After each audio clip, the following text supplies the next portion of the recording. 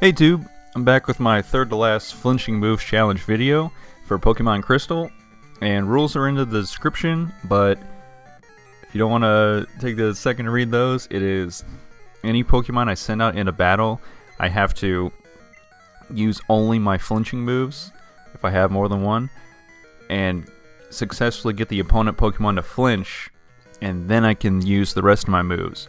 Now, Paul that I'm sending out is the only exception to this rule, because I kind of ran out of Pokemon I could really get in teaching a flinching move, you know, via TM. So Paul has Snore, but in order to use it, Paul has to be asleep. So the only exception of the rule is I can use Rest before I use Snore with Paul, and that's it. And one quick note about Erika. Now, everybody knows that Pewter City Gym Leader Brock is a pushover, especially in the first gen games, because he's the first gym leader, is rock type. You just roll up to him with a Squirtle or a Bulbasaur, and it's piece of cake. And Erika goes the same exact way. Grass type, for whatever reason, gets the short end of the stick in these Pokemon games.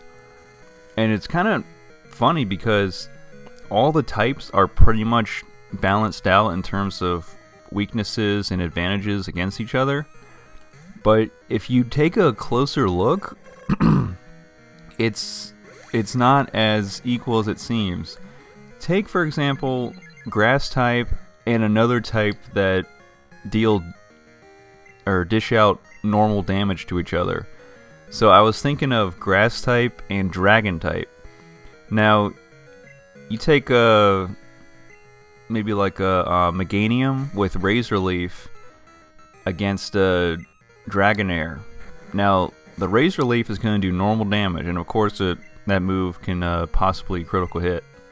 And oh, and real quick here, I got the flinch, so I'm going to wake myself up, and then now it is party time for Paul, because I can use Fly and I can use Psychic to just wreck Erika's team pretty much. It's great. So the Razor Leaf will do normal damage against Dragonair. Now, Dragonair, if it has Dragon Breath, that does normal damage back to Meganium, because Meganium is just a pure grass type. But what gets interesting is that you look at all the technical machines that both of those Pokemon can learn, and Meganium is kind of limited in terms of the diverse types of technical machines it can learn. You can learn Body Slam, that's a normal type move.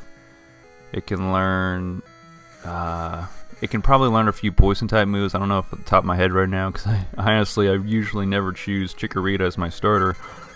But then you look at Dragonair and its TM move pool, and you're like, oh my gosh, this is like no question who's going to win a battle level for level.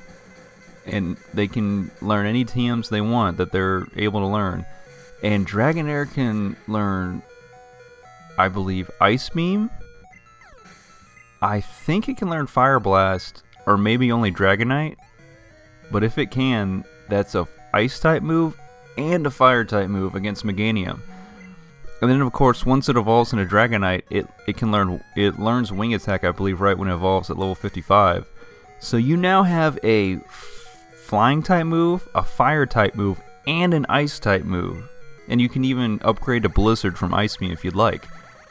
And you go up against the Meganium, plus you can have Hyper Beam or Outrage, and that Meganium doesn't stand a chance.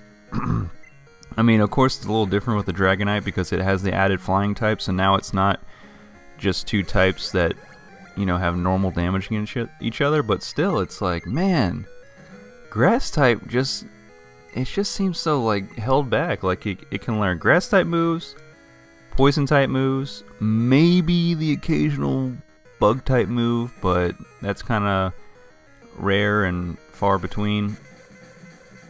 And it's just like, dude, come on, man. Like, I would like grass type more if they just had a better, more diverse TM list for each Pokemon. Like, they could just learn more, like just a few more moves, you know, just to branch out a little bit. Because a lot of water Pokemon can also learn ice-type moves. So that is a real help with water Pokemon going up against, you know, flying types, grass types even, because they have the weakness, but they can whip out a Ice Beam or Ice Punch. And it's just funny. And the other, well, the one thing that grass type has kind of going for it is against the, what I mentioned earlier about the dragon types, is that fire and water are both not very effective against dragon type, but grass just does normal damage. So it does have like a little win in that regard, but you don't want to send out your grass type against a dragon type. But obviously grass type is good for rock types, water types. I'm blanking here. Is that really? There's got to be a few other types. Oh, electric types, because although grass does normal to electric types are not very effective against grass types. So, yeah, grass. Sorry you got the short end of the stick, but that's a Flinch Moves challenge, and I'll see you later.